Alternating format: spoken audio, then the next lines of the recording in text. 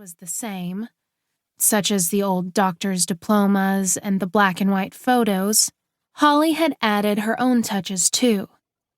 Aside from the Christmas tree in one corner, tinsel draping the walls and decals on the windows, there were more permanent fixes. She'd painted the place a cheery yellow color. A corner of the waiting room held a large toy box and a shelf filled with children's books, and an array of magazines lay on the center table. Doc Evans had a great bedside manner, but he'd never updated the decor. His daughter had. Dylan wondered if the old man had lived to see it. Today, Dylan had learned that the dad Holly adored had passed away last year, and right now her mom was out of town visiting her sick sister.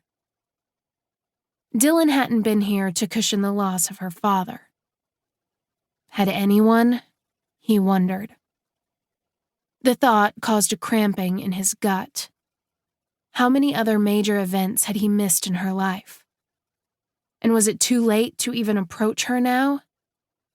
So many questions. "Can I help you?" a red-haired woman he didn't recognize asked, interrupting his thoughts as she grabbed her coat from one of the hooks in the hall. "I'm looking for Holly. Dr. Evans." Without looking up, the other woman shrugged her coat over her shoulders. "Dr. Evans is in the back, but we've seen our last patient for the day unless it's an emergency. Is it an emergency?" As she spoke, she finally glanced into his face for the first time. "Oh my God! You're him! You're Dylan North, the actor." Used to this reaction, Dylan merely treated her to his stock fan smile and reached out a hand in greeting. "Pleased to meet you." She pumped his hand with enthusiasm until he thought his arm might fall off. He eased his hand out of her grip. "And you are? Your name, I mean." "Oh, sorry," she said, her cheeks turning as red as her hair. Nicole Barnett." "Oh my goodness, I can't believe you're standing here." She gushed like every other fan he met. And though Dylan understood the reaction, he hoped that the more time he spent here, the more people would get used to him and treat him no differently than anyone else. Funny how after craving the spotlight, he now wanted the ordinary.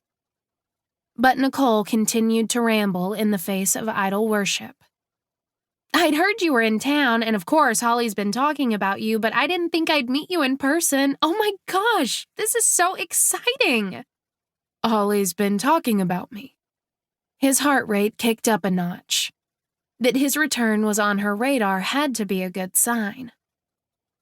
"Your return is all anyone can talk about. Our patients keep reminding her that you two used to be an item. Not that she wants to remember." Nicole's voice trailed off as she realized that in her excitement, she'd slipped big time. "I'm sorry. I really do need to get going. Should I tell Holly you're here first?" He shook his head. "I'd rather surprise her." Nicole grinned. "Good idea. And if you don't mind a suggestion, if she gives you a hard time, just say you're here for a flu shot. Holly can never turn down a patient in need. Unless you've already had one." She raised her eyebrow in question. "No, haven't had one." Nor did he desire a shot, but he supposed the cause was worthwhile. "I'll keep your idea in mind." Nicole smiled. "It was really nice to meet you, and good luck," she told him. With eyes still impressionably wide, she slipped out the door. Dylan exhaled hard. He hung his coat on a hook in the hall, then turned the lock, ensuring his reunion with Holly wouldn't be interrupted. In silence, he headed for the back room. Holly stood with her back to him. Her silky blonde hair had been clipped back into a ponytail that hung to her shoulders, a huge difference from the long cascading hair she had favored in high school. He couldn't wait to see it framing her beautiful face. Since she hadn't heard his